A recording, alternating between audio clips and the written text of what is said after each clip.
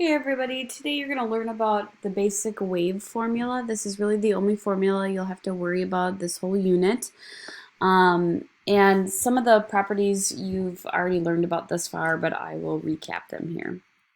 So at the top of the slide here, you'll see V equals this funky symbol here times F. And so this is our base equation. And I just want to list here for your notes as you take them, what do these variables mean? So V stands for the velocity or the speed of the wave, always measured in meters per second. Wavelength is a distance, always measured in meters. It has a unique symbol though here. It almost looks like an upside down Y, but that's actually a Greek letter called lambda. So that represents the length of the wave.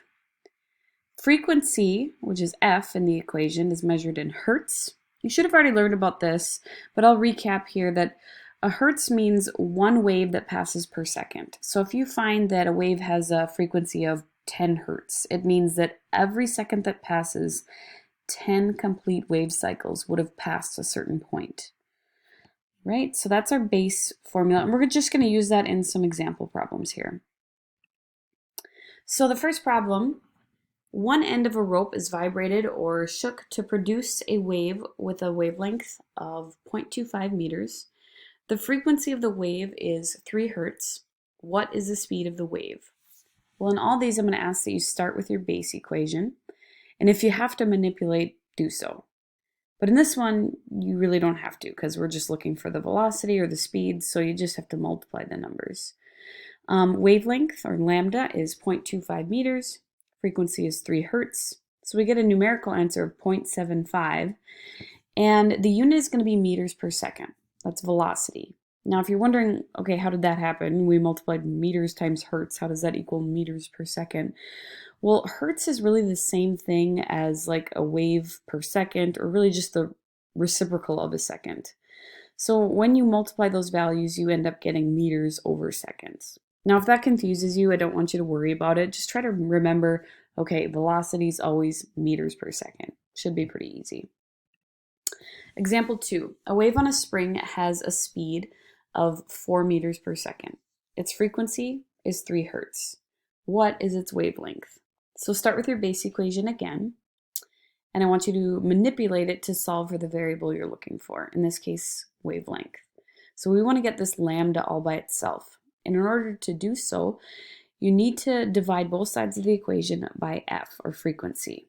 And so we get this manipulated equation, velocity divided by frequency. Plug in your numbers, 4 meters per second divided by 3 hertz will give you a repeating decimal, but we'll just round to one decimal place like we usually do. Your answer would be 1.3 meters. Okay, number 3, a sound wave travels through water at a speed of 350 meters per second, that's pretty fast, and has a wavelength of 6.3 meters. What is the frequency of this wave? Start with your base equation, manipulate to solve for the variable in question, which is frequency this time. In order to get frequency by itself, you'll have to divide both sides of the equation by that symbol lambda. And so we're looking for velocity divided by wavelength, or lambda. 350 meters per second divided by 6.3 meters will give you, and again, we're going to round to one decimal place, 55.6 hertz. Now that means that every second that passes, 55.6 wave cycles would pass a particular spot. And that means that it's moving very fast, which makes sense because if you look back at the problem, we see that its speed is pretty high.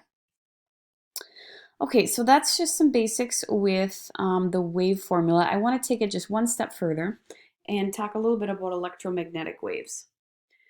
Back in semester 1, you had a whole unit on astronomy, and we learned about waves for the first time, specifically waves in the form of radiation. So the electromagnetic spectrum included radio waves, microwaves, infrared, all the colors of visible light. Remember Roy G. Biv, UV rays, X-rays, and gamma rays. Now don't worry, you don't have to memorize that for this test. I just wanted to recall your memory for those. Now, electromagnetic waves are transverse waves, so they have crests and troughs. They do not require a medium to travel through. All the other examples we've been talking about, sound waves, for example, they need a medium to pass through. So if I didn't have, some gas particles between myself and the computer screen right now, you guys couldn't hear my voice at all. If you're screaming in outer space, you're not going to produce a sound because there's no gas particles for your sound waves to travel through. Water waves obviously need the water to propagate through. There's all sorts of examples like that. Electromagnetic waves are unique in that they can totally just travel through nothing. Another interesting thing about electromagnetic waves is that even though each of these types here, even though they differ by wavelength, I don't know if you remember, but radio waves tend to be quite long. Gamma rays are incredibly short wavelengths. They all travel at the same speed, and that is the speed of light. In physics, the speed of light is given its own variable, the letter c, lowercase c. And you've seen it before, actually, in the very famous equation E equals mc squared, the c there meaning the speed of light. We won't be using that equation today, but I will tell you that the speed of light is always a known number, and it's a constant. So that's 3 times 10 to the 8th meters per second. We can use this really in the exact same way that we've been doing these problems. So if you recall, this is our base equation, velocity equals lambda times frequency. For these types of electromagnetic waves, I'm just going to replace the v with c. C is a speed, just like velocity was a speed. We're just being really specific and saying we're talking about light waves. And so we know that speed. So we're going to use that in just one final example problem here, number 4. What is the wavelength of a microwave, that is part of the electromagnetic spectrum, that has a frequency of 4.2 times 10 to the 8th hertz? Well, I'm going to use this base equation. Again, the only difference between it and what I've been doing is that c has replaced v, but they both mean a speed. It's just c is a very specific speed.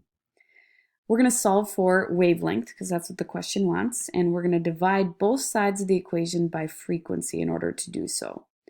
So wavelength, or lambda, is equal to c divided by f.